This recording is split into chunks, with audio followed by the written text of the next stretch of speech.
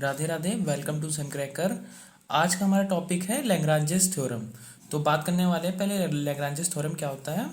तो स्टेटमेंट है हमारा, द ऑर्डर ऑफ ईच सब group of a finite group. मतलब जो ऑर्डर होने वाला है हमारा सब ग्रुप का, तो उसका जो ऑर्डर होगा of a finite group is divisor of the order of the group. मतलब एक ग्रुप है जी, हमने उसका सबसेट लिया एच जो बिलोंग करेगा जी में, और फिर क्या है कि मतलब जो ऑर्डर ऑफ जी है वो और ऑर्डर ऑफ एच है, मतलब जो ऑर्डर ऑफ सब ग्रुप है, ऑर्डर ऑफ ग्रुप है, वो क्या होगा, जो ऑर्डर ऑफ सब ग्रुप होगा वो उसका डिवीजर होगा। तो कैसे लिखेंगे इसको, ये हमारा ऑर्डर ऑफ सब ग्रुप, ये ऑर्डर ऑफ ग्रुप, तो क्या होगा, ऑर्डर ऑफ ग्रुप का डिवीजर होगा। तो इसको हमें क्या प्रूव करना होगा, m अपॉन n। ऑर्डर ऑफ इसको हम क्या लिस्ट कर सकते हैं, m let order of h equal to m। हमने कितना ऑर्डर तक लिया है, m। ऑर्डर ऑफ g कितना है, n। तो क्या हो गया, m अपॉन n हो गया, क्योंकि क्या कर रहा है, n डिवाइड कर रहा है m को, और n इक्वल टू m के। यहाँ पे क्या होगा, k equal to m by n और n equal to m K. तो स्टार्ट करते हैं। हमने एक सबसेट लिया h, ठीक है। h में हमने वेरिएबल्स लिए हैं, मतलब जो उसमें वैल्यूज होंगी h1 h2 h3 dot dot dot hm। मतलब कितने तक ले सकते हैं, m तक ले सकते हैं, हमें कोई इंडिपेंडेंट है कितनी भी ले इसमें, ठीक है।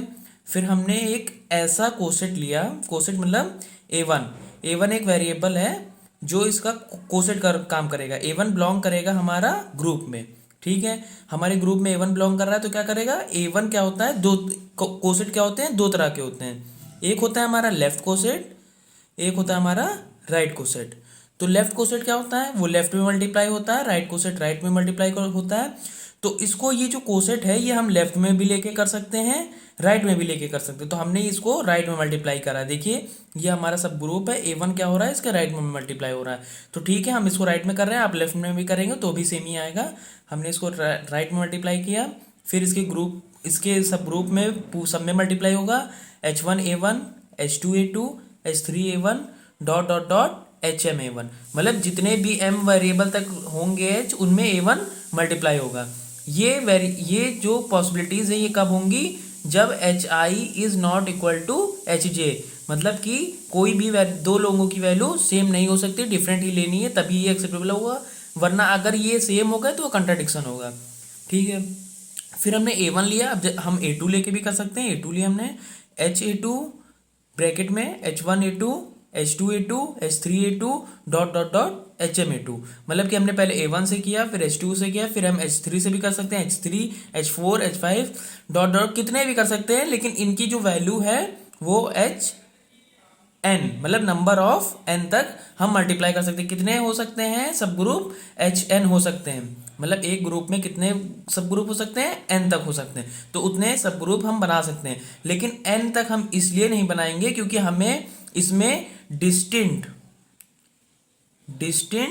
सब ग्रुप लेने हैं, मतलब सेम ना हो, इसलिए हमें अलग सब ग्रुप लेने हैं। क्योंकि देखिए एक प्रीवियस क्लास में हमने क्वेश्चन कराया था, उसमें एक ग्रुप था g इक्वल टू 1 -1 i-i, उसका सब ग्रुप हमने लिया था 1 -1।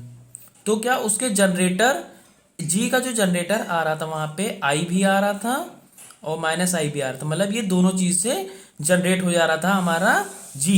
तो इसीलिए हमें क्या लेना है, जनरेटर सिर्फ एक ही लेना है जो इन दोनों को जनरेट करे, हमें एक सेम नहीं लेना है, अलग अलग लेने हैं। तो इसीलिए अलग अलग के लिए हमने एक वेरिएबल इंट्रोड्यूस किया k equal two distinct elements.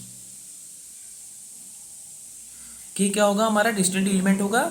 तो क्या हो गया, यहाँ पे a1 था a2, तो हम कितने तक जा सकते हैं, k वेरिएबल तक जा सकते हैं जहाँ पे डिस्टिंक्ट मिलेंगे। n इसलिए नहीं लेंगे क्योंकि n में सेम मिल जाएंगे, इसलिए हमने k वेरिएबल लिया। तो k से मल्टीप्लाई करेंगे, h a k h1 a k h2 a k dot dot dot hm a k। अब हम बात करने वाले ग्रुप के बारे में। ग्रुप क्या, ये हमने एक ग्रुप जो लिया था g। ग्रुप क्या होता है, अगर हम स्टेटमेंट के तौर पे बात करें, ग्रुप क्या होता है हमारा, यूनियन होता है सारे सब ग्रुप का। तो हमने पहला सब ग्रुप क्या लिया था, h लिया था, दूसरा सब ग्रुप था ha1, तीसरा था ha2 dot dot dot dot dot dot किसका होगा, ये हमारे एच ए के बराबर होगा। मतलब हमने पहले का यूनियन किया H1 से H2, मतलब ये सबके यूनियन के बराबर हमारा ग्रुप बनता है। ये हमारी ग्रुप की प्रॉपर्टी होती है। तो ठीक है, हमने जो ग्रुप लिया था वो क्या है, सबके यूनियन के बराबर है, H union HA1 union HA2 dot dot dot union HAK। ठीक है, अब हम इसका इन सभी का क्या निकालेंगे, ऑर्डर निकालेंगे। ऑर्डर निकालेंगे पूरे का ऑर्डर निकालेंगे, तो ऑर्डर ऑफ जी हो गया। फिर इसके बाद यहाँ पे ऑर्डर ऑफ एच करेंगे, ऑर्डर ऑफ HA1 करेंगे, ऑर्डर ऑफ HA2 करेंगे, ऑर्डर ऑफ HAK होगा। तो ठीक है, ऑर्डर ऑफ एच हम यहाँ पे बात करने वाले थे। ऑर्डर ऑफ एच यहाँ पे क्या था, m था। ऑर्डर ऑफ एच हमने यहाँ पे मान लीजिए ऑर्डर ऑफ सब में मल्टीप्लाई है, तो ऑर्डर ऑफ एच कितना हो गया, m हो गया।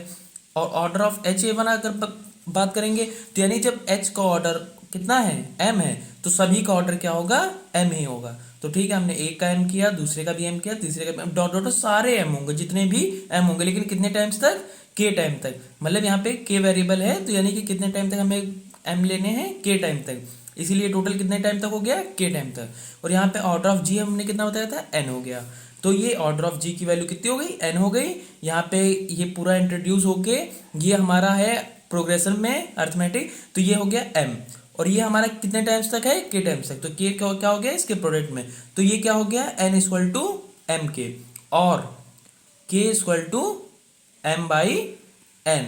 तो ये था हमारा लैग्रेंजेस थ्योरम। आप देख सकते हैं, यही हमें प्रूव करना था, k equal to m by n और n equal to m K. तो आप देख लीजिए, इसका एसएस ले सकते हैं। Thank you, have nice day.